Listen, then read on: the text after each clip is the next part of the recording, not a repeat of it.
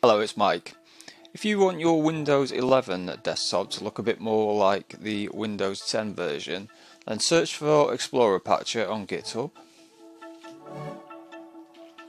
And scroll down to where it says download and click on setup of this program.